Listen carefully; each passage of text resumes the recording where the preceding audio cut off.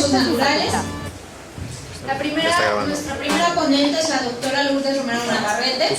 Es investigadora del CIESAS, del Centro de Investigación y Estudios Superiores de Antropología Social. Pertenece al Sistema Nacional de Investigadores. Perdón, ya está grabando. Su ponencia se titula La gobernanza territorial e instrumentos de gestión del agua. Vamos a dar inicio a su ponencia. Muchas gracias, Shamari. Muchas gracias al cuerpo académico ANORA por haberme invitado. Y yo voy a hablar sobre una cuestión que cuando estaba escuchando a Magda, pues decía yo, efectivamente existe todavía esta forma tradicional de relacionarse con los recursos naturales que el Estado no reconoce, simplemente. Y una de las expresiones que tiene para no reconocerlo es crear o atender, suscribir un montón de modelos y de plataformas de gestión que son paradigmas importados, casi todos ellos. Y este es el caso de gobernanza. Yo estudio la legislación sobre aguas, es lo que me ha interesado ya tiene un tiempo. Pero de repente empecé a encontrar así como ya muy persistente este término de gobernanza. Y yo me preguntaba, ¿en dónde está en los instrumentos de gestión? ¿En dónde está en la legislación? ¿Y dónde está en la práctica? Y pues me encontré que efectivamente hay un divorcio completo entre lo que se habla en las plataformas internacionales sobre lo que debe ser la gobernanza, que vamos a ver un poco la definición que tiene, que es un término muy conflictivo, pero al final de cuentas es un paradigma que está ahí y parece que llegó para quedarse. Y por otra parte, el propósito de incurrir en estos términos de la gobernanza es saber cómo se puede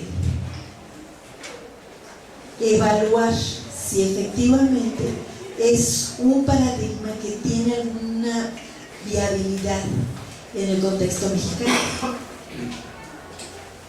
Y entonces nos vamos un poco a la definición de la gobernanza, que es un término muy complejo, multifuncional, es polisémico, tiene muchos significados, pero por esa razón es muy polémico.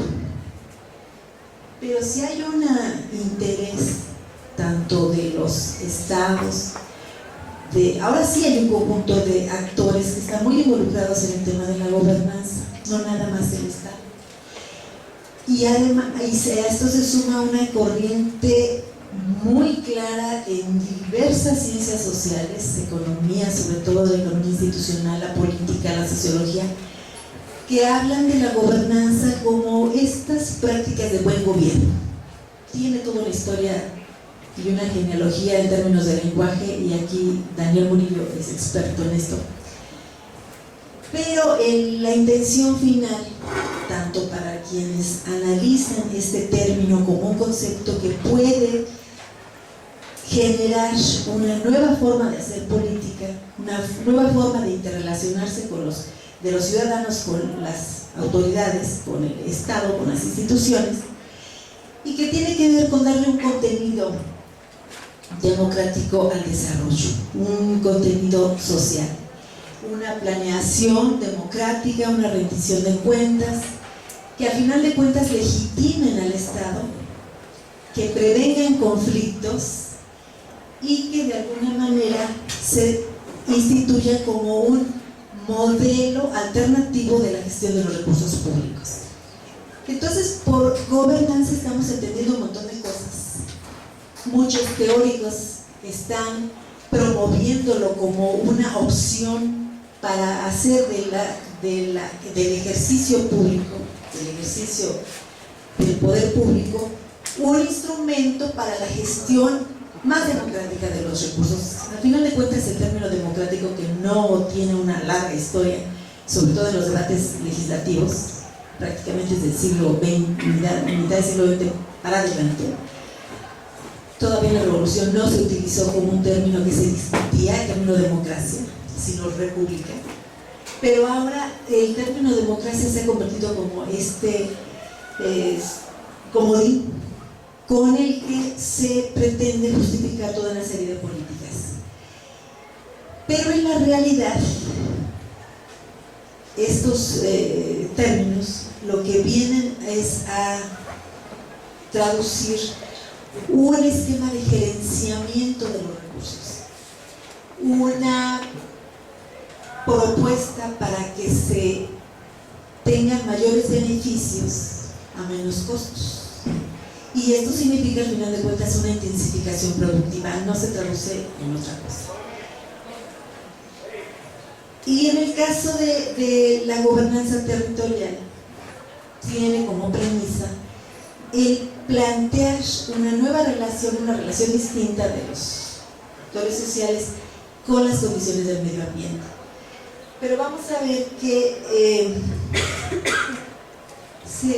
es compleja la gama de intereses que se pueden servir aquí, pero ubicamos una muy clara, que es la que atiende a todos los gobiernos que de alguna manera están en este modelo de explotación sistemática de los recursos naturales, que son los parámetros de la OCDE.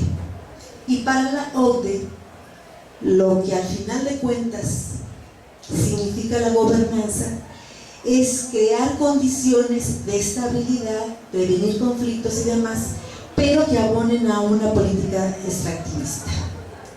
Y por otro lado, tenemos una sociedad que está ahí con valores culturales, tradiciones, con un gran contenido cultural que no son tomados en cuenta. Sin embargo, tenemos un elemento que lo hace al esquema de gobernanza, pues un principio de acción pública que se legitima a través de la violencia por parte de las instituciones del Estado, y que también tiene una asidera muy importante en los derechos de propiedad. Y estoy hablando de los derechos de agua, estoy hablando de la capacidad de movilizar recursos y, al final de cuentas, en la retroalimentación del esquema de acumulación que se basa necesariamente en una intensificación productiva. Y en el caso de la gestión del agua, la gobernanza del agua, que tiene ya un buen rato en el léxico de los administradores, que tiene México una serie de posicionamientos en el extranjero, en las plataformas internacionales, tanto de la FAO, de la Comunidad Mundial, que pretende que esta gobernanza se aplique tomando en cuenta las condiciones geohidrológicas. Ese es como el objetivo discursivo. Esto está en la narrativa de los principios, en la narrativa de estas participaciones de México, pero vamos a ver que en la legislación no la encontramos. Y una cuestión donde se inicia es en la famosa gestión por cuencas. El término cuenca, el utilizar la escala de gestión de cuenca, se inicia en 1992. No se habla para nada de gobernanza. Y en 2004 se incorpora, ahí sí en la legislación, el tema de la gestión integral de los recursos hídricos. Y ahí es donde se empieza a acomodar el término y el concepto de gobernanza, para justamente conceptualizar buenas prácticas de gobierno. La verdad es que el propio hecho de que se gestione el agua a través de las cuencas lleva un implícito y un propósito extractivista. De otra manera, no entenderíamos cómo es que lógicas particulares, muy locales, no son consideradas como parte de una propuesta de gestión pública.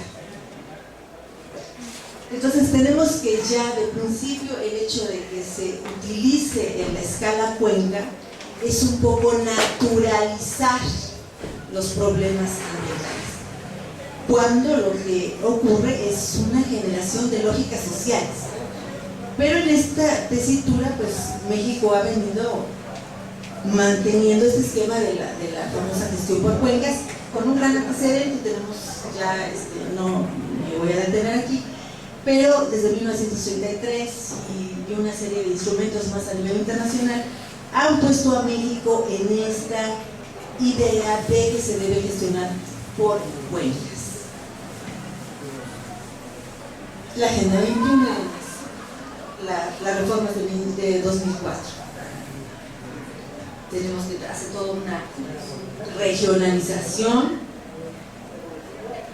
otra regionalización administrativa,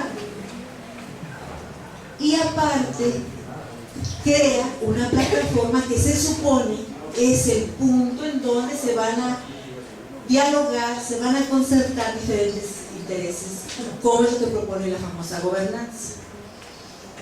Y en el 2012, por ejemplo, México tiene un posicionamiento muy claro para apoyar esta paradigma de gestión. Pero resulta de que en ninguna parte, ni de la ley de aguas nacionales, estamos hablando de 1992, ni las reformas de 2004 hablan de la gobernanza en ningún momento. Pero tampoco lo tiene la iniciativa general de la ley de aguas. Esta ley que recién se planteaba aprobar, la ley general de aguas, tampoco lo menciona.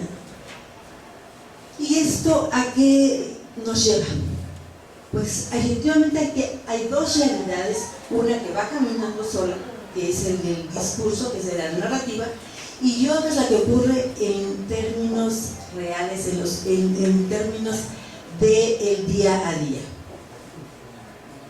Y bueno, aquí en este intento de saber qué estaba pasando con todos los consejos de Cuenca, porque yo he estado especializándome, pero en el de Nasa-Zaguanaval, en la comarca lagunera.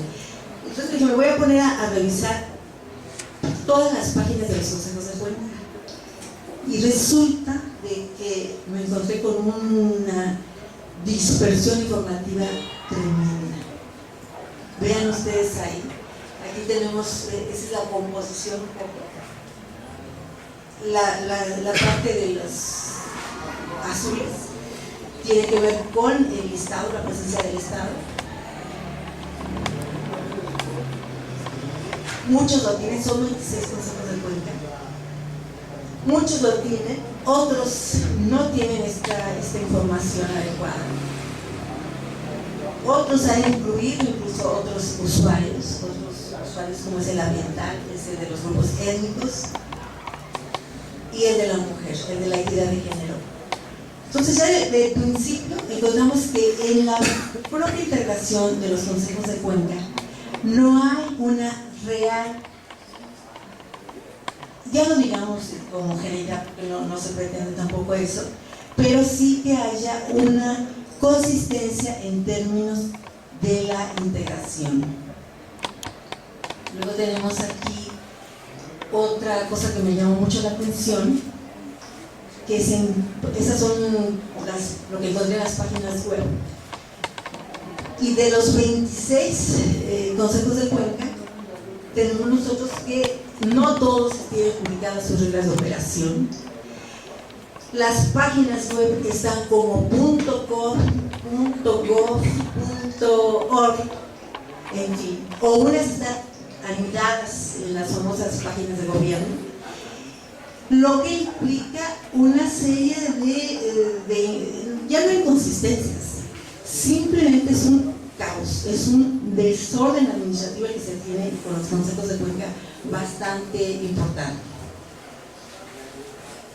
Otro de los elementos que nos podría ayudar a nosotros a saber si efectivamente esos consejos de Cuenca pueden estar traduciendo voluntades concertadas y demás son las actas. Si nosotros vemos ahí, no todas las páginas web, no todos los consejos de Cuenca están poniendo a disposición de los, ya no de los usuarios solamente, sino de la ciudadanía en general, del público interesado, de los académicos, de los estudiosos, en fin, si tiene alguna posibilidad de acceder a qué es lo que se trata en los consejos de Cuenca y cómo se tratan los consejos de Cuenca. Y esto no existe para todos los consejos. Luego tenemos otra cuestión, que es el de la información geográfica. Si se supone que cada consejo de cuenca debe estar partiendo de un conocimiento muy cabal y muy concreto de las condiciones en donde está sentado, pues esto no lo encontramos. De las 26 páginas, claro, por supuesto que no es la única fuente de información el Consejo de Cuenca. Ahí tenemos todos esos instrumentos de gestión, tenemos un montón de programas que están hechos y diseñados para cada cuenca. Sin embargo, uno pensaría que cualquier ciudadano que vive en Papaloapan, que vive en el Nazas, va a acceder a esa página a obtener un conocimiento sobre el territorio en el que está sentado o sobre las problemáticas que se ciernen en él. No, esto no ocurre. 5 minutos. Esto no ocurre. Otra de las grandes inconsistencias. Tenemos que en ocasiones se les llama estructuras y entonces nos despliegan ahí a todos los integrantes de este Consejo de Cuenca. Otras veces nos lo ponen como directorio y incluso yo los que no aparecen ahí con datos, yo les escribí y unos de plano me mandaron al director general de la Comisión Nacional del Agua para que me dieran esa información. Bueno, por supuesto que al día siguiente ya la tenía ahí, disculpándose porque efectivamente debe ser pública. Entonces a lo que nos enfrentamos es que hay un ejercicio público de gestión del agua que simula que hay una participación, simula que los consejos de cuenca tienen una integración con representatividad. Y yo, tratando de ver todos los directorios, lo que se ha hecho es diluir el actor colectivo. El actor colectivo en función de la propiedad de la tierra. Antes se hablaba de las organizaciones campesinas y ahí estaban. Pues ahora tienen que estarse organizando como agricultores X o Y, pero fundamentalmente son productores. Este tipo de diferencias, ya esta forma de organizar el Consejo de Cuenca nos está hablando que omite por principio un elemento fundamental, que es la propiedad de la tierra, que el 52% del territorio nacional es ejidal y sin embargo no hay en ninguno de los 26 consejos de cuenca una real representación campesina. Entonces, ¿qué sucede? Que hay una dispersión en términos de los actores, pero de quienes tienen un poder económico cierto, que son los que influyen, estas capitales, los que pueden tener una posibilidad de invertir más en este Consejo de Cuenca, esos son los que van a tener mayor injerencia. Y me puse a revisar también a los presidentes. Bueno, el presidente es el director de Conagua, pero el secretario técnico es generalmente el director del organismo de cuenca en funciones. Y muchos de ellos son integrantes de alguna asociación de empresarios. Prácticamente está capturada por los empresarios. Entonces, ¿qué ocurre con estos consejos de cuenca? Pues que contradicen toda la narrativa y todo el discurso de la gobernanza, punto. No hay una distribución real de poder, no están legitimadas las decisiones en términos democráticos, hay exclusión, y esto por supuesto que donde impacta más, obviamente que es en las condiciones sociales, pero también ambientales. No se privilegia, no hay una relación entre las decisiones que se toman y las condiciones del medio ambiente. Por lo siguiente, esta breve aproximación que me han permitido hacer aquí, pues tenía esa intención de ver cómo esta gobernanza territorial queda en el papel, no es una opción que se presente, no se plantea, no está en la discusión pública el hecho de que se hable de la gobernanza si se quiere efectivamente retomar todo este modelo OCDE para las buenas prácticas de gobierno. No está en la discusión, no está en la propuesta de ley.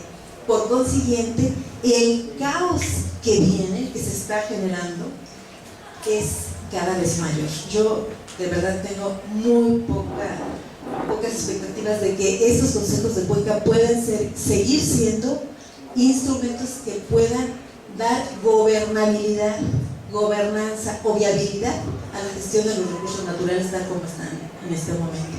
Pues yo les agradezco mucho.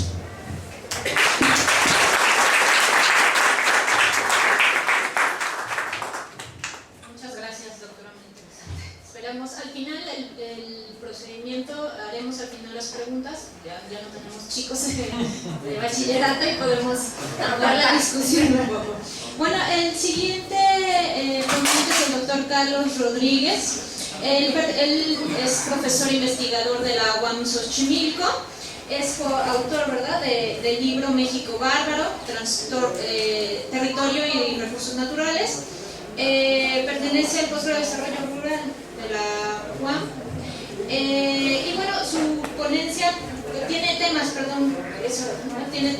como territorio, desarrollo local, y fue coordinador del Congreso de la Asociación Latinoamericana de Sociología Rural en 2014. Su ponencia se titula Territorio y Despojo. Bueno, muchas gracias, Samantha, y a las doctoras Guzmán también. Y bueno, es un agradecimiento. Ahora que hemos cambiado un poco de público, ¿verdad? Ya hice una modificación de la exposición. Estaba preocupado, para un público de bachillerato, hablar temas que a veces son áridos, ¿verdad? Temas del debate que hay actualmente en el territorio, ¿verdad? Como es la lógica económica que subyace a los procesos de despojo actualmente. Entonces, iba a hablar inicialmente sobre eso, y bueno, afortunadamente lo voy a abordar ahora con más soltura, ¿verdad? Sin tanta preocupación. Bueno, ahora aprovechando lo que acaba Lourdes de decir, yo me quería enfatizar un poco a esto de la política de dominación que mencionabas dentro de la lógica de gobernanza actual, que es digamos, la forma, la base en la que actualmente se están expresando una serie de procesos de despojo en nuestro país, en América Latina, en general en los países menos desarrollados económicamente, y que están poniendo en relevancia, digamos, tres aspectos fundamentales en el debate, no solamente teórico, sino en la movilización social.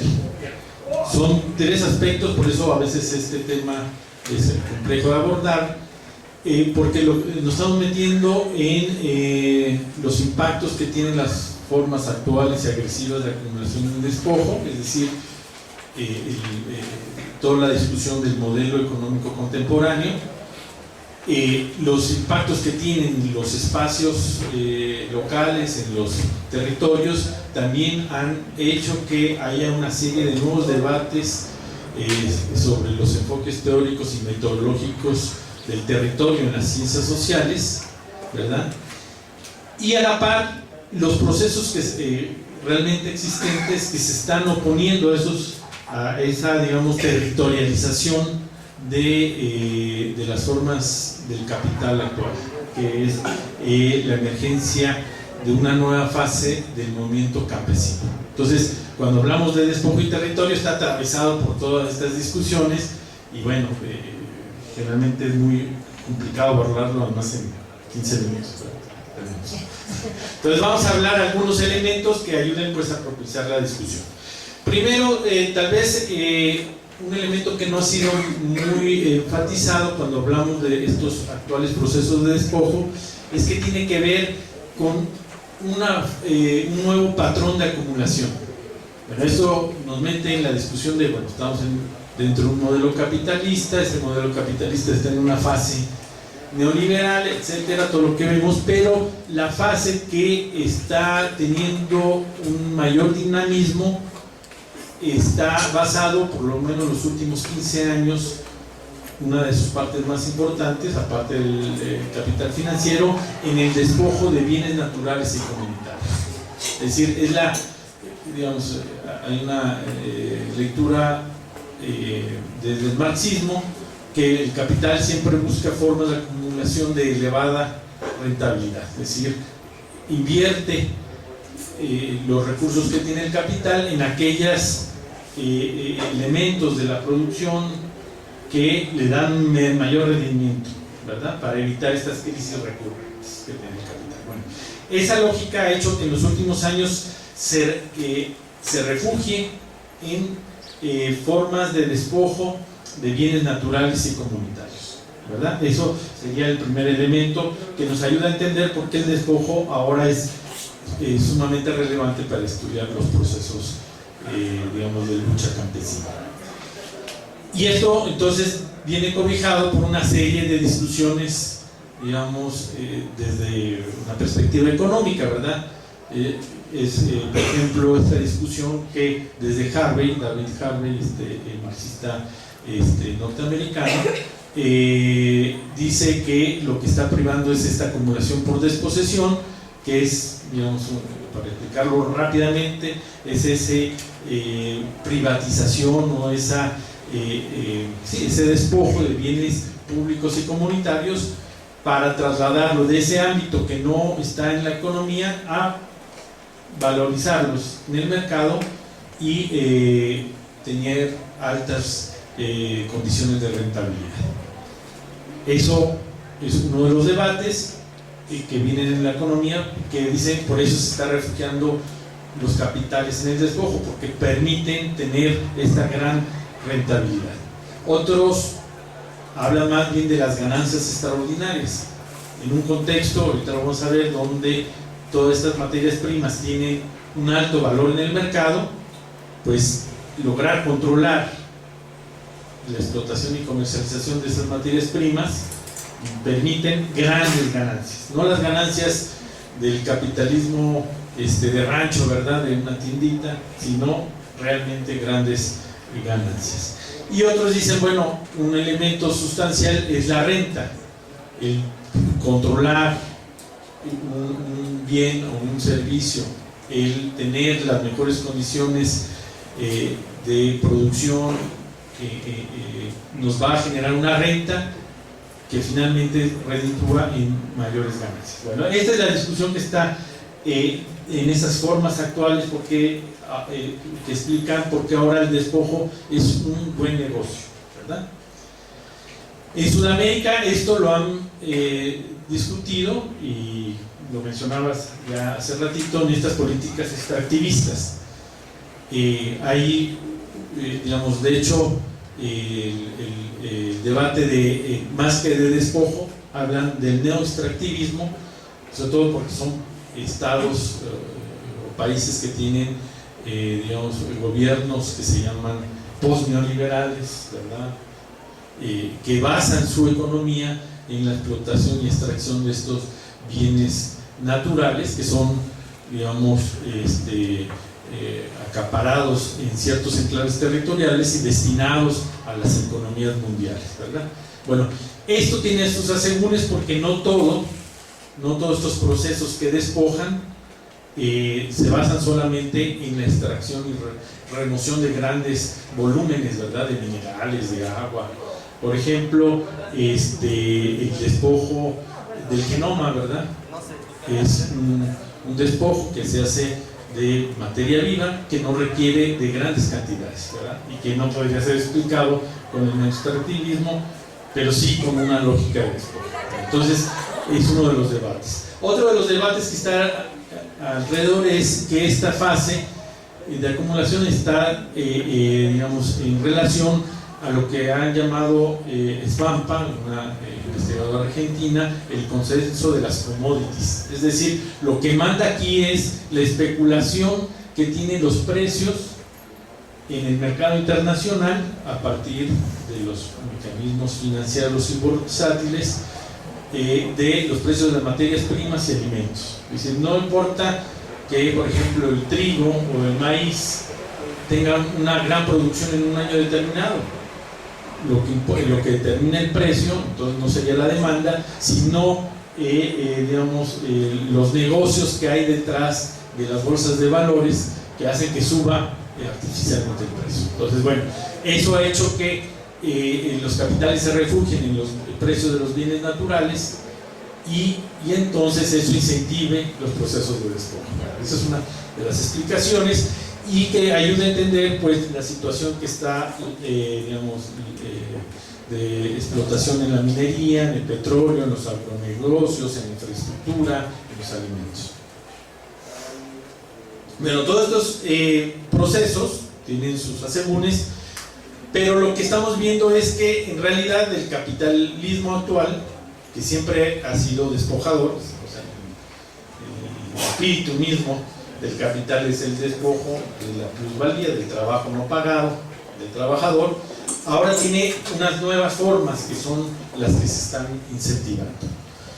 Que aquí lo pongo como esos procesos de apropiación por parte de empresas, gobiernos o grupos de poder de bienes naturales o comunitarios que están en propiedad, posesión o resguardo de grupos sociales en los que se utilizan distintos mecanismos, pueden ser violentos, pueden ser engaños, pueden ser presión, coacción, etcétera, con la finalidad de obtener grandes ganancias, porque no es quitarle la tierra al campesino para acumularla, sino para hacer negocio a partir de eso, ¿verdad? Entonces, y no solamente es quitársela, aquí vamos a ver en las nuevas formas de despojo que puede ser la renta dentro de las relaciones mercantiles es una forma aceptable, pero aquí son rentas en desventaja de quien es dueño de la tierra, ¿verdad? Entonces es una forma también de despojarlos, quitarles el control, la soberanía sobre ese bien o ese recurso. Y bueno, lo que está generando estas formas actuales de despojo son modelos de despojo y pongo también de destrucción, porque un elemento consustancial, por ejemplo en el debate extractivista se olvida que no solamente se extrae la materia prima, se extraen los minerales, sino que también se destruye ese espacio con el que se está utilizando, ¿verdad? Entonces va muy vinculado, ¿no? Es un proceso que despoja pero que también destruye los procesos sociales, económicos y de vida que hay en estas zonas. Y lo que está central en estos modelos de despojo es que es obtener estas ganancias extraordinarias al expoliar esos bienes, al generar una renta, al construir una infraestructura, al tener una concesión, al proveer de servicios y suministros para el funcionamiento del sistema económico. Esto amplía, digamos, la gama de expresiones de ese despojo que en el extractivismo no se están considerando, pero que, por ejemplo, en las telecomunicaciones queda muy claro al privatizar el espacio radioeléctrico, que es un espacio público, ¿verdad? Pero que al controlarlo las empresas pueden tener esos grandes negocios. Y bueno, nos dan varios tipos de modelo de despojo, del crecimiento urbano, del despojo de agua, el minero, el turístico, plantaciones forestales, megaproyectos, etc. Hay una amplia gama a partir de esta lógica que permite una mayor acumulación, una acumulación más dinámica sobre ciertos sectores, ¿verdad? Que vamos a ahorita mencionar rápidamente algunos ejemplos. Y aquí lo que vamos a ver entonces es, digamos, esta es la lógica que decía, la lógica económica que ha favorecido las formas de despojo, que explican las formas de despojo. Y eso nos señala que para el capital tiene un gran problema, que no puede actuar en el vacío, ¿verdad? Por más que el capital financiero pase de un país a otro tratando de hacer ganancias, pues tiene que algún día que aterrizarse. Es lo que se llama la espacialización del capital. El capital tiene que territorializarse para refuncionalizar las relaciones productivas y poder generar más acumulación.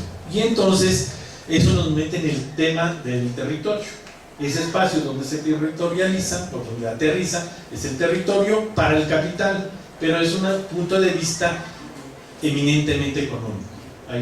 Para el capital, el territorio tiene una función económica, es donde están los recursos, es donde puede comercializar ciertos productos, donde puede construir infraestructura.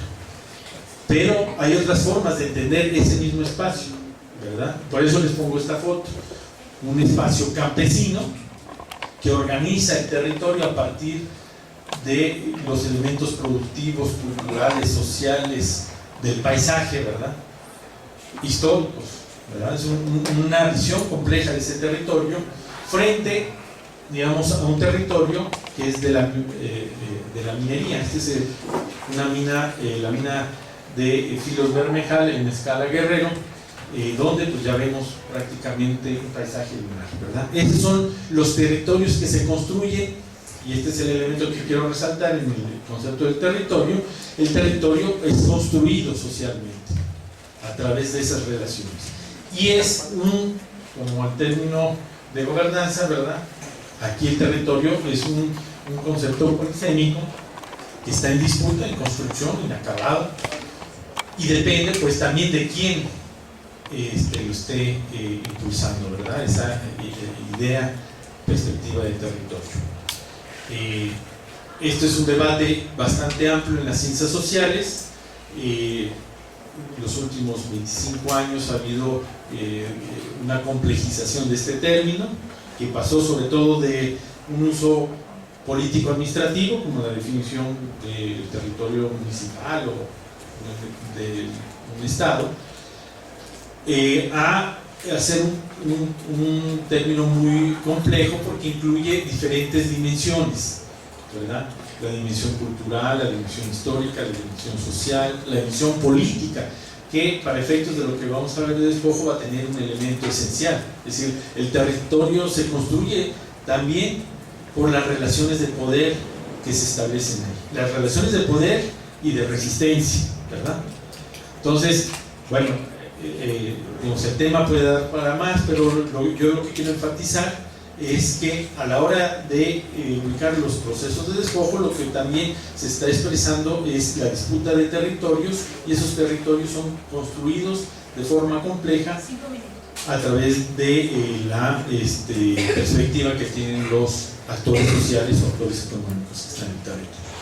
Y bueno, esto nos da para mucho si entendemos el territorio así. Hace rato Magdalena nos decía de la forma de vida, el modo de vida lacustre, ¿verdad? Bueno, ese modo, o sea, yo le llamo forma de vida, define un territorio. Esas relaciones que establecen los que viven en un ambiente lacustre van construyendo un territorio lacustre, ¿verdad? Construyen y son construidos, ¿verdad? Diría el efecto. Pero también desde lo campesino aplica esta misma lógica. La forma de vida campesina va construyendo sus territorios, que son territorios que evidencian su forma de producción, su forma de propiedad social, las formas de organización, etc. Y sobre eso, lo que se está defendiendo frente a estos procesos de despojo, pues es un movimiento de resistencia que está creciendo fuertemente en todo el país. No me detengo, hay muchos ejemplos, desde Tepoztlán aquí en Morelos hasta, digamos, los actuales, como en contra del proyecto integral Morelos, que también están defendiendo su territorio frente a estos grandes proyectos de despojo.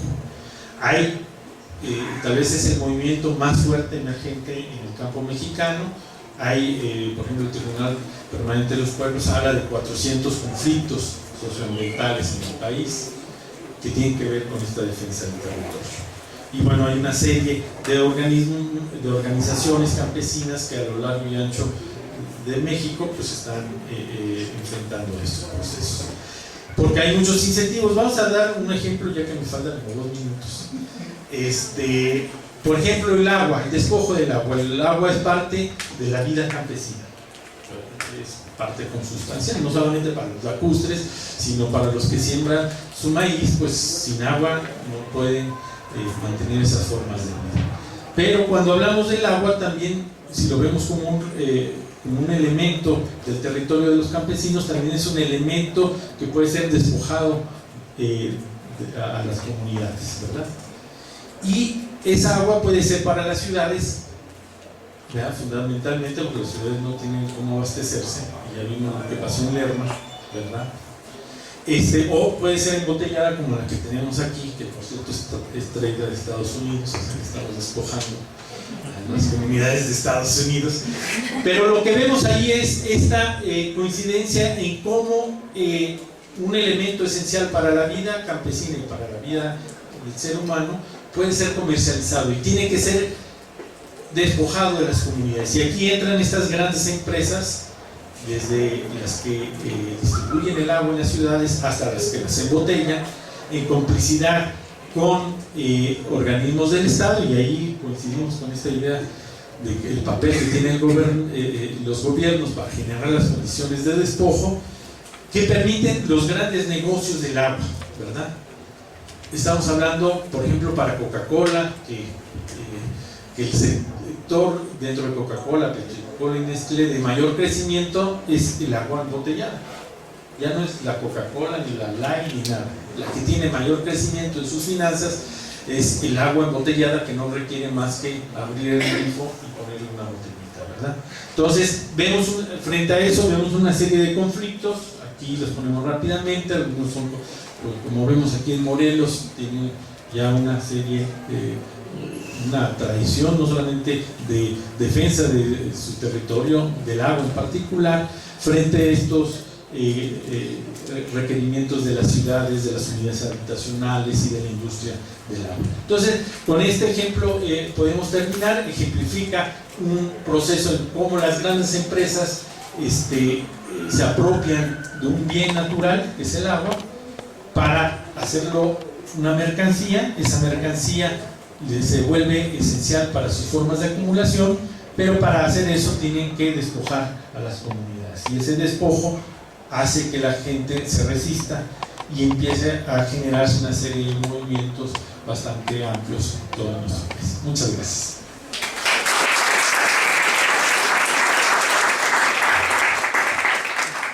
Agradecemos la participación del doctor Carlos. A continuación viene la doctora Beatriz Guzmán, es secretaria académica de la Facultad de Humanidades, pertenece al Sistema Nacional de Investigadores. Sus temas justamente tienen que ver con la gestión del agua. Su ponencia se titula Territorio, Gestión Social y Conflictos por Recursos Naturales. Bueno, gracias. El problema de ver a tantos estudiantes es que ya no sé qué decir, que ya no les haya dicho. y busco qué decir nuevo para que no se aburran. Pero bueno, como también sé que tienen una gran capacidad de olvido, entonces creo que no habrá mucho problema. Así que es importante que veamos esto.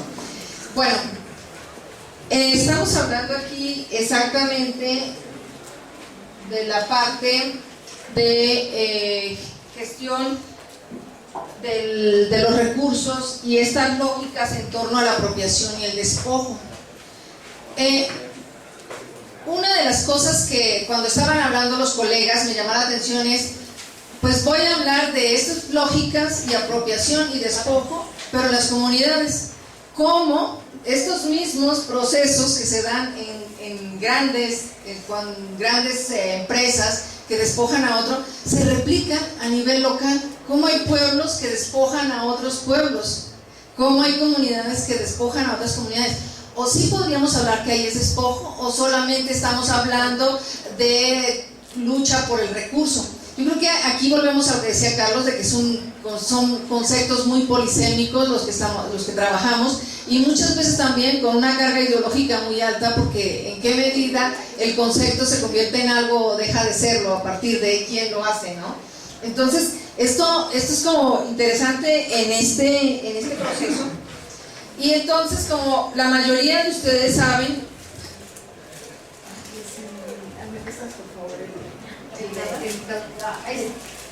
Gracias. Trabajo desde hace un tiempo en esta zona del estado de Morelos, que lo ven aquí, es en el norte, nororiente del estado de Morelos, que es el municipio de Tetela del Volcán. Sin embargo, este municipio está marcado por dos comunidades que son muy importantes en la zona.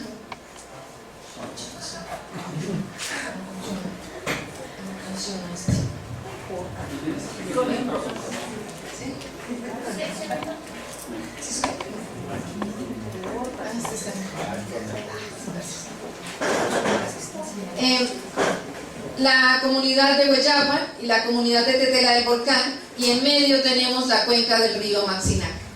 Este es un río que ha estado en disputa desde los años 80 entre los diferentes pueblos que están en el sector. Entonces, ¿qué tenemos aquí? Unas comunidades que ya el conflicto está en este sector, pero hacia la década de los 80 estaba hacia todo esto. Estas comunidades fueron despojadas del agua exactamente por esta comunidad que está aquí, podríamos decir, o esta comunidad tomó el agua y ya no permitió que los otros se dieran. De hecho, aquí en esta zona del estado de Morelos es la única zona donde hay un acuífero con estrés hídrico. El estrés hídrico, para los que no saben, es la diferencia entre la recarga y la explotación. No es como en un trabajo que leí que decían que el estrés hídrico es el estrés que sentía la gente cuando se iba al agua. Entonces hay que revisar estos conceptos, entonces que tienen que ver exactamente cómo la gente visualiza aquí el recurso en estas dos poblaciones. A pesar de ser el mismo municipio y a pesar de tener características muy similares, la verdad es que para mí son gentes muy similares. De hecho, la gente de la población de Hueyapan está casada con gente de la población de Tetela, viceversa, comercian, pero a la hora de identificarse, ¿son tetelos o son Hueyapan? ¿Son mestizos o son los indios que están en Hueyapan? ¿Cuántos hablan una lengua indígena en Hueyapan? Es una cantidad del 20% de la población, es alto para estas poblaciones, pero no es toda la población. Y sin embargo, esta comunidad se construyen en oposición, a pesar de que existe esta similitud, estas relaciones que se dan, siempre existe esta problemática a la hora de la apropiación de los recursos. ¿De quién son los recursos? Entonces, ¿cuáles son los principales recursos que aquí se empiezan a trabajar? ¿Cuáles son los recursos naturales? Porque no son todos los que están. Uno de los recursos más importantes que está en disputa en este sector y que estos grupos están disputándose es el bosque. Esta parte es muy importante porque ese bosque no es solamente el bosque desde la perspectiva de lo que se puede extraer, sino es el bosque desde la perspectiva de lo que simboliza y de la pertenencia allí. O sea, de estar en las faldas del volcán Popocatépetl, y que este bosque es el bosque de los teteros. O sea, los teteros son los que tienen bosque. Entonces, hay un proceso de construcción de espacios y un proceso de construcción de entidades alrededor de estos recursos y que les permiten a ellos exactamente esa cohesión para estar dentro en esa comunidad. ¿Qué extraen de allí? Principalmente hongos comestibles. Estos hongos son muy importantes en la comunidad. De hecho, yo pensaba que era así como una actividad muy esporádica que se realizaba, pero no siempre en la temporada de lluvia se dedican a ir a recolectar hongos. Principalmente los señores a la zona del bosque recogen hongos muy grandes. Hablando con ellos, ellos saben cómo prepararlos. O sea, no es una cuestión de mujeres la preparación de los hongos, es una cuestión de la familia la preparación de los hongos. Lo otro que extraen son las plantas medicinales de ese bosque. De hecho, también tienen un gran conocimiento sobre los diferentes efectos que pueden producir estas plantas allí. Y el otro son las maderas y las resinas.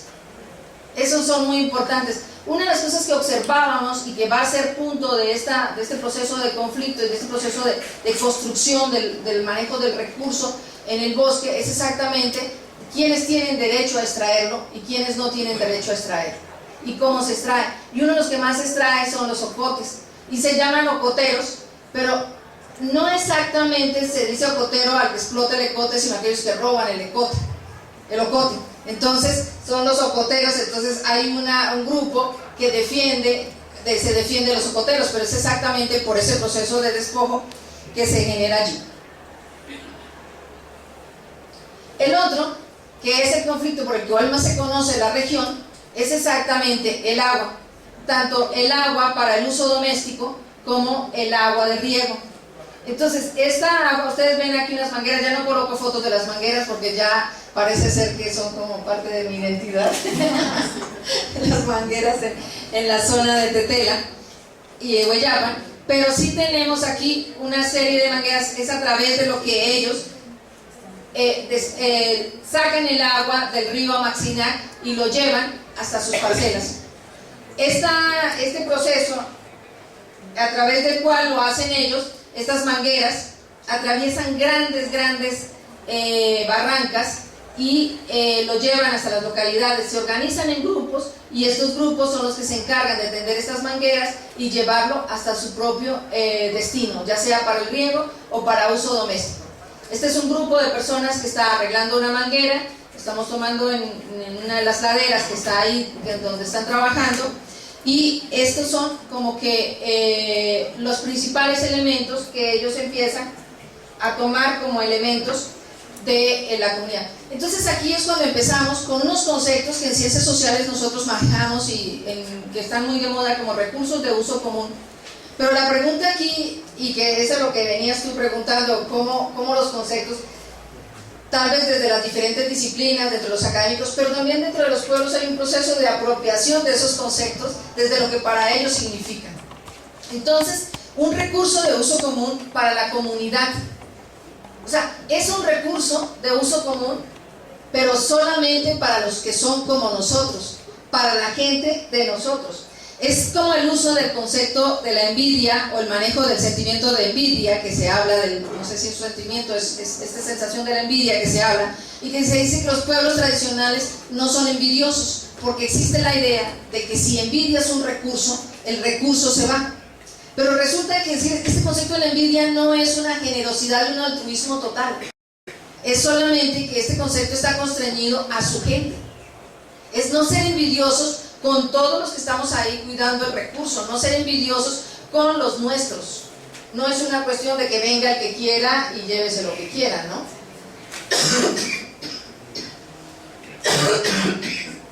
Perdón.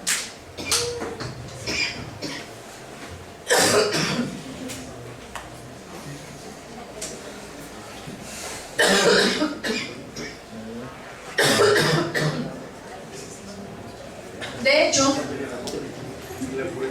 es la pura envidia de ustedes, la posición está más bonita. De hecho, hay una diferencia con la propiedad. O sea, la propiedad es equidad, la propiedad es de bienes comunales. Pero, por ejemplo, el bosque, a pesar de pertenecer al pueblo y a pesar de ser de los bienes comunales, todos, aunque sean ejidatarios y comuneros, tienen derecho a su uso. O sea, una cosa es quién ostenta la propiedad y otra cosa es la identificación en la comunidad, para que esa identificación en la comunidad es la que le permite el acceso a ese recurso. Y eso hace que tengamos un tipo de visión un poco más arriba de lo que sería la organización de la propiedad del ejido y de los bienes comunales.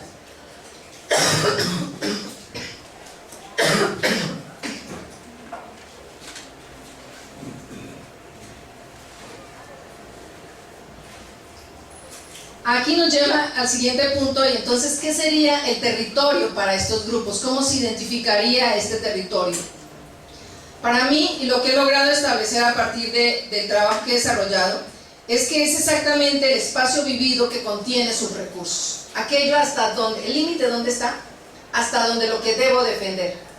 Entonces, esto es ¿a dónde podemos llegar? Hasta donde debemos defender. Y es muy claro que esto no está determinado ni por los papeles de gobierno, ni por las escrituras, ni por las dotaciones ejidales, ni por las dotaciones de ningún otro tipo. ¿Por qué? Porque se considera que muchas de ellas reconocen derechos a pueblos que no deben.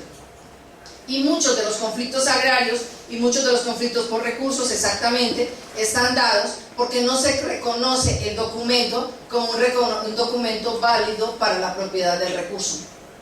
De hecho, ahorita con un estudiante de doctorado que está aquí, se está trabajando con los conflictos por tierra y exactamente en torno a esta problemática que presenta el documento, que aunque se dice que papelito manda, es algo que es muy subjetivo, porque dentro de las comunidades papelito manda siempre y cuando lo reconozcamos.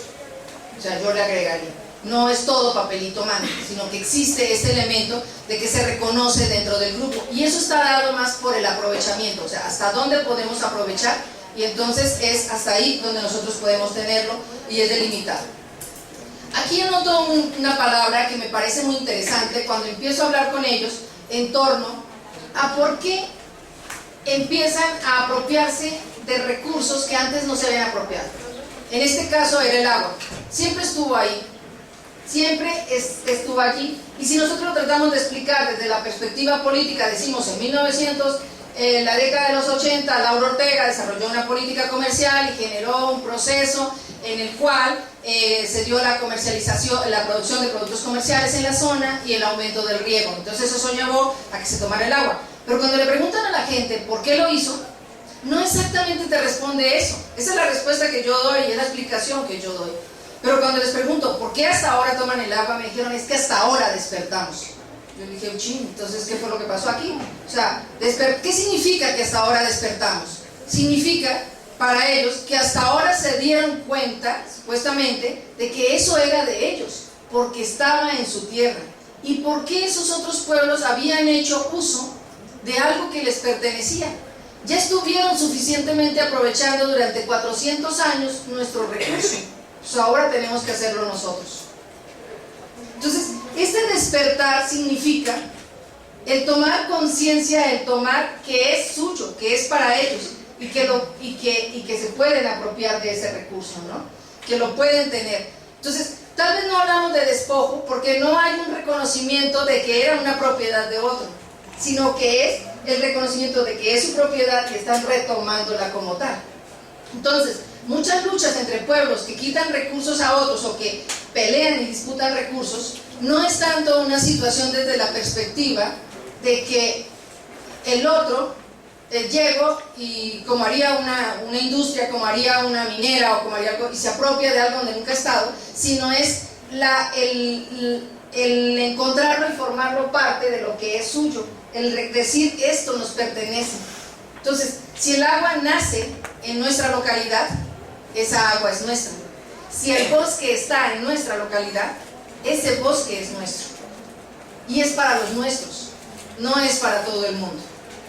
O sea, permitimos que otros tengan la posibilidad, pero siempre y cuando sean como nuestros invitados, como la gente que está con nosotros.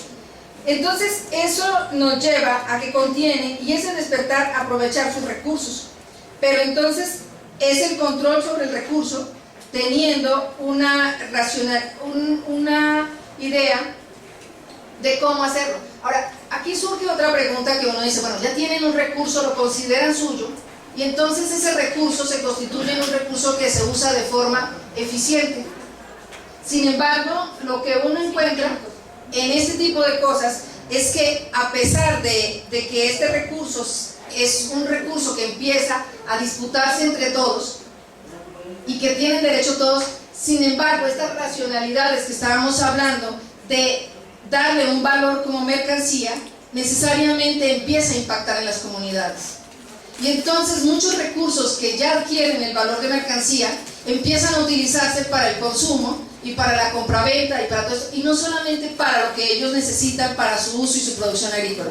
En este caso me refiero, por ejemplo, en el caso del agua, ya he encontrado casos de personas que se dedican a buscar manantiales, a buscar escurrimientos y a apropiárselos, a hacer especies de pozas para sacar el escurrimiento y vendérselo o rentarle el agua a otras personas de la comunidad. Entonces, no importa si yo ya no tengo dónde producir, sino que voy a utilizar el recurso como tal, o sea, voy a buscar el agua porque ya es posible venderla o posible rentarla. Antes se buscaba porque la necesitaba para producir, la necesitaba para consumir. Pero en este sentido, entonces, están entrando dentro de esta lógica y se va generando una lógica que yo siento, o sea, en la medida en que escucho los planteamientos de los colegas con respecto a toda esta mercantilización de los recursos naturales, siento que entra cada día más, impacta más en el manejo de los recursos a nivel local. Porque ya el sentido de la reciprocidad está perdiéndose como tal. Y entonces empieza a funcionar mucho el sentido de la cuestión del intercambio. Entonces, ¿cuánto vale eso? Aún hablando el otro día con una colega, estábamos hablando de que aún se intercambian cosas como productos. O sea, el tomate, el aguacate por queso, algunas cosas así. Pero en ningún momento permite o sea, que haya la posibilidad del recurso dinero como tal, en esa posibilidad de ser tan dadivosos. En ese son mucho más, se retraen, y en ese están menos dispuestos a cederlo a otro, en el caso del recurso. Entonces, por eso es muy difícil a veces generar procesos de cooperación cuando se trabaja con dinero en efectivo.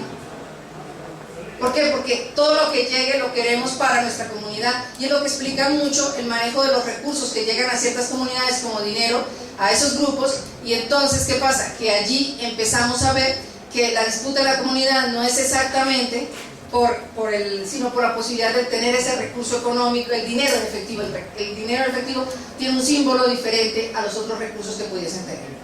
Bueno, yo dejaría hasta aquí para la posibilidad de dar una discusión alrededor de ello.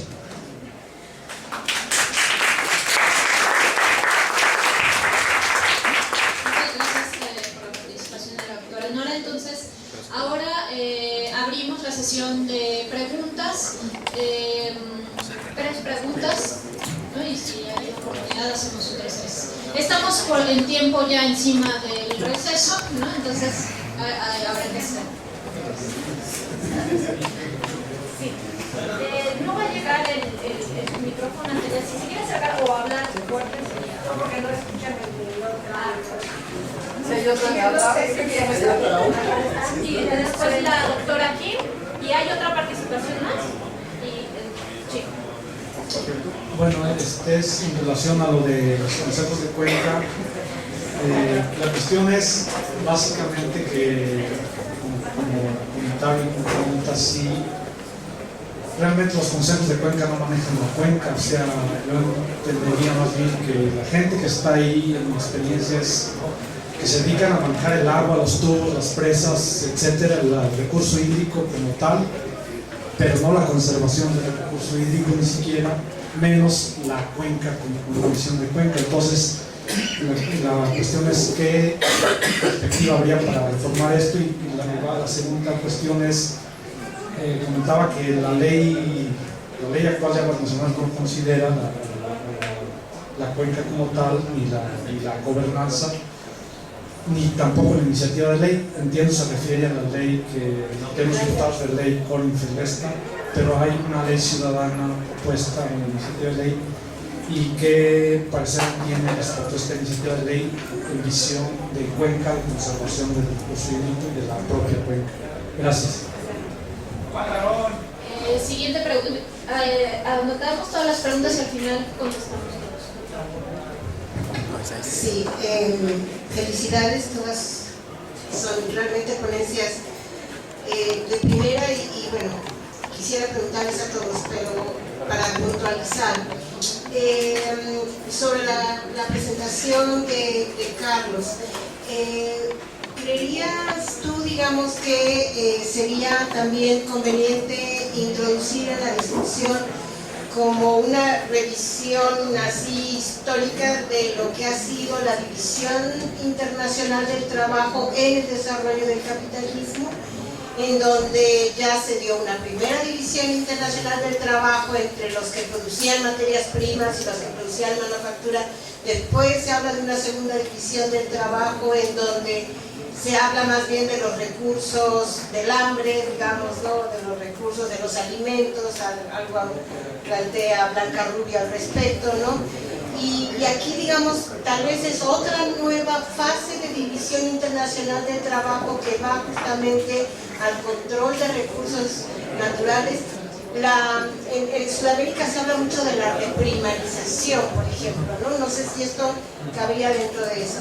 Y la otra cuestión que también quisiera nada más hacer notar, ustedes lo marcaron muy bien, pero quiero decir que tanto en las presentaciones de todos ustedes, quizás más en las últimas dos, me queda, digamos, como que me queda subrayada la idea de ver la otra parte de este despojo, la resistencia, ¿no?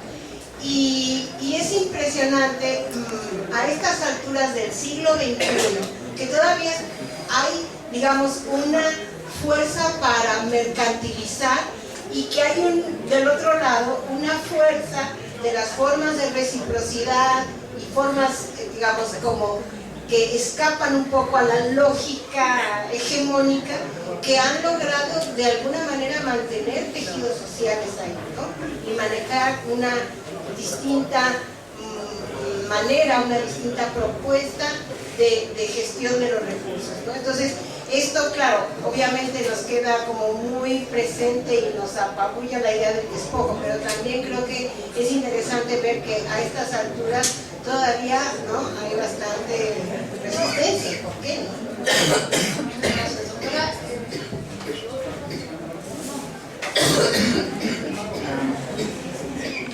Yo tengo una pregunta para el exponente Carlos, porque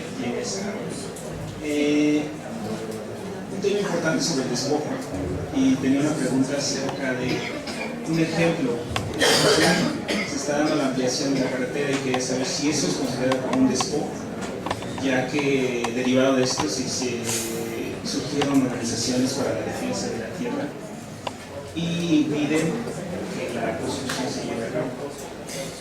A mi parecer, yo creo que sí estoy a favor de la ampliación porque genera un importante detonante económico, aparte de que el transporte sería más rápido. Y estos pueblos, bueno, sería una parte del pueblo de Tepoztlán que está en contra de esto, porque se van a quitar árboles, porque se está despojando a un número de familias. Más sin embargo, creo que estas personas sí están en lo correcto en parte, y no, porque más yo creo que es un mal necesario, por así decirlo, porque si quisieran defender el sistema ecológico, creo que hay partes en la zona norte de Morelos donde se están talando árboles, donde se saca madera indiscriminadamente, y no los veo proteger esa parte de ese sector del bosque. Entonces, por eso es mi pregunta, si la ampliación de esta carretera sería considerada un despojo, y si está a favor o en contra, o qué piensa. Gracias. Muchas gracias por su intervención. Por último, bueno, es un comentario rápido y tiene que ver con lo último que comentaba Kim. Me parece que, o sea, ciertamente los procesos en las comunidades cada vez pues se van digamos, matizando, y a veces mucho más matizando, con características pues de fuera de relaciones mercantilistas, se va perdiendo estos principios de reciprocidad y demás, ¿no? Pero aún, digamos, funcionan de una manera distinta de las lógicas del capital, ¿no? Y eso pues también esta parte de que ciertamente también implican conflictos entre las propias comunidades, entre los límites de los ejidos, entre los recursos entre comunidades, como lo que nos muestra Nora. Pero me parece que precisamente esas lógicas diferentes son las que están todavía sirviendo de resistencia frente a los procesos de despojo grandotes, ¿no? Los megaproyectos y demás, y porque en los movimientos sociales que hemos visto que han logrado detener o que están todavía logrando detener, como en Sautla y bueno, en La Parroquia y demás, y todos estos son precisamente donde existen organizaciones comunitarias que pueden tener muchos otros elementos ya no tan naturales, por supuesto, o sea, pueden tener muchas perversiones, pero al mismo tiempo tienen todavía funcionamientos diferentes a las lógicas del capital, ¿no? Entonces son como las partes, y bueno, es parte de toda esta diversidad y de todo este país, uno le llama diverso por no maneras, ¿no? Pero medio desquebrajado que tenemos, pero se sostiene, me parece, precisamente por esos procesos de resistencia, ¿no? Ya seremos una gran unidad. Daniel. No, es mi pregunta para Nora. Sobre el río. ¿Por qué cuando el pueblo despierta empieza la apropiación del pueblo? ¿Por qué no defender de las empresas de esas que son dañinas? ¿No sería mejor el pueblo educar y que, ya que son de la misma comunidad, del mismo municipio, enseñarles el valor importante de tener ese río y defenderlo, no de entre ellos, sino de las empresas que lo dañan, bueno, que están como en su vida?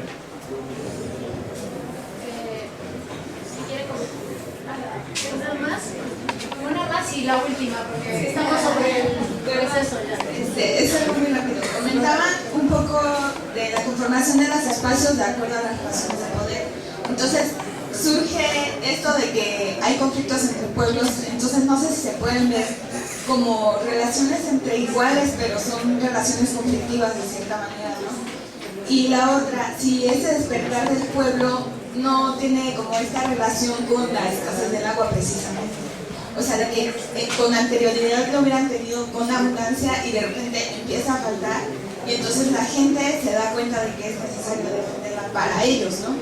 Más que ya dejar que los otros la sigan tomando libremente como deciden.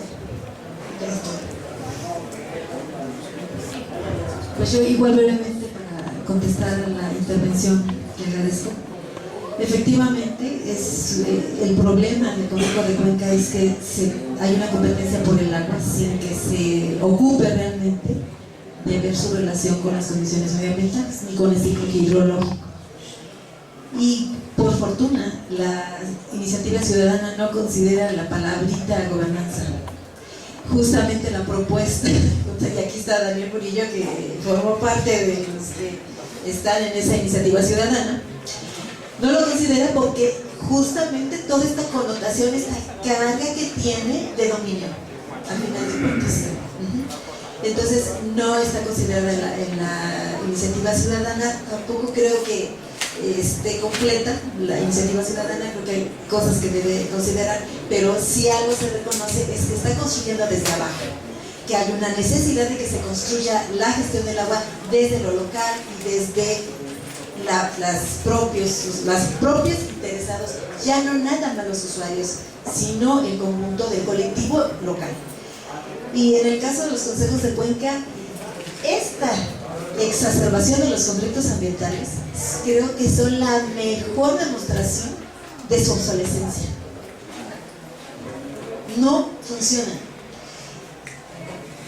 ¿Qué perspectivas de que subsisten? Van a subsistir. Decía yo que si algo tiene el Estado es la posibilidad del ejercicio de la violencia legítima. Entonces no creo que desaparezca esta propuesta, la sigue, es un continuismo de este tipo de políticas, pero que se va a enfrentar a una realidad cada vez más contundente. Efectivamente hay una movilización social que muchas veces es diluida, definitivamente. Pero lo que sí quisiera rescatar, y es un poco lo que menciona lo que decía Nora, es el Estado, la función del Estado. Lo que debemos recuperar ya no es ese Estado romántico que está planteando la gobernanza, sino un Estado realmente construido democráticamente. Porque al final de cuentas estos conflictos que ella detecta en estas comunidades, dice en el papelito, hablan del papelito, lo reconozco o no, esa es una forma de resistencia para que el Estado no entre, porque si se exacerba el conflicto sí van a recurrir al Estado, y eso creo que en todo el país podemos ver que llegan a apelar a las autoridades federales, bueno, primero locales, estatales y federales. Entonces es muy complejo pues esta función del Estado ante el reto que se tiene.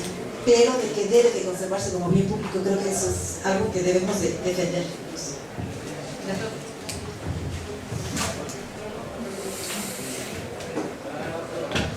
Sí, y rápidamente, las preguntas. Kim decía que estamos ante una nueva fase de la división del trabajo a nivel internacional. Yo lo vería más como las fases de acumulación, o sea, el capital digamos, tiene esa lógica continua que es mantener la acumulación, ¿no? Y busca las formas mejores para hacerlo.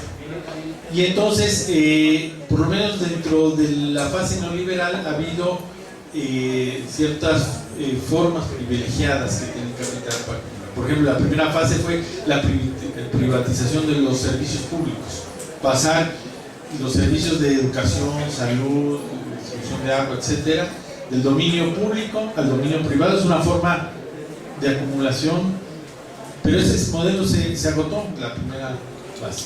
Después hubo una fase también, por ejemplo, esta del aprovechamiento de la mano de obra muy barata de los países, o sea, cuando viene de toda la de la maquila, ¿verdad? Centroamérica, el sudeste asiático, donde ya no es lo que les interesa, las materias primas, les interesa que pueden producir a muy bajo precio por la mano de obra. Es una fase también que también se agotó. Ahora la maquila, por ejemplo, en todo el norte del país, cayó en Honduras, en Nicaragua, etc.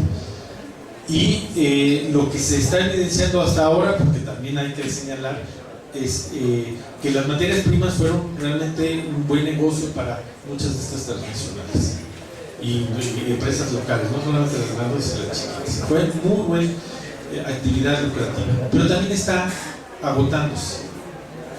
Yo lo que estaría viendo actualmente, estamos en una fase de declive de esa fase de acumulación. Está bajando el precio del petróleo, ¿verdad? Está bajando el precio de los minerales, el precio de los alimentos también está cayendo. Entonces, todo esta del consenso de las commodities está cayendo. Entonces, estamos ante una nueva fase, todavía no sabemos cómo está, pero yo diría que más bien, como más que división del trabajo, división internacional del trabajo, son fases de acumulación, ¿no? La otra, la resistencia. Yo digo la resistencia puso un punto nodal en el estudio del territorio, por eso el territorio es relevante, porque nos ayuda a entender. La gente no resiste porque sea necia, así, yo quiero progreso, no, yo no quiero progreso, no, porque hay un modo de vida que se está defendiendo, y no solamente se defiende, sino que también representa una alternativa ante eso que lo quiere destruir. Entonces es defensa de una forma distinta, pero también la posibilidad, el simiente de una alternativa frente a eso. Entonces, por eso es muy interesante estudiar estos procesos. Nos dan perspectiva de lo que son, pero también de los que pueden ser los pueblos. Hay de todo tipo de resistencias, ¿verdad? De las resistencias muy puntuales, de gente que se pone una pequeña carretera, digamos, una gran presa, una minera, etcétera, que puede terminar su proceso de resistencia con la destrucción de esa empresa. Pero hay otros que generan procesos mucho más amplios. En la Sierra Norte de Puebla, decía Elsa, por ejemplo, Sautla, cuando se echó fuera una minera china, generó un proceso de resistencia junto a otros procesos que había en la Sierra Norte de Puebla, que generaron el Consejo de Yatlali sobre que se propuso además como horizonte procesos sociales de desarrollo para toda esa región. Entonces, la resistencia puede pasar de algo muy puntual, pero también puede articular alternativas mucho más amplias. Y por eso yo digo que en caso de la pregunta de la carretera, yo digo la ampliación de la carretera es un proceso de despojo, en tanto lo que se quiere hacer no es para beneficio, no es un proyecto de la comunidad, ¿verdad? Si la comunidad dijera vamos a hacer nuestra carretera porque pensamos sacar nuestros productos a los mercados más cercanos y con eso fortalecer nuestra economía local a partir de lo que nosotros decidamos dónde tiene que pasar la carretera, ese es un proceso de construcción de un proyecto de la comunidad. Pero no es este caso. La construcción de infraestructura y de megaproyectos obedece a un sistema económico que lo que requiere es ser más funcional y acumular, por ejemplo, es de cuota, ¿no? La carretera que se quiere ampliar, entonces es o sea, lo que está de fondo es también una parte de un negocio, ¿verdad? Y entonces no es en ese sentido es un despojo, porque no parte de las necesidades, no es para empezar una propiedad de la empresa de la carretera, sino es propiedad de una comunidad que les va a quitar para favorecer una forma de acumulación. En todo caso yo no tomaría posición, porque la posición la que tiene que tomar es la comunidad, ¿verdad? Yo lo que diría que en todo caso tiene que considerarse digamos, la opinión y la participación de la gente para poder definir el futuro de sus terrenos, ¿verdad? Gracias. Bueno, con respecto a lo que planteaban de diferentes lógicas, diferentes, y ante eso que algunos son de resistencia, yo también pensaría que lo que pasa es que también existen diferentes tipos de resistencia. O sea, no es solo un tipo de resistencia, no es una resistencia solo de los megaproyectos. O sea, cada comunidad también tiene su propuesta y se resiste a que otra comunidad las abarque.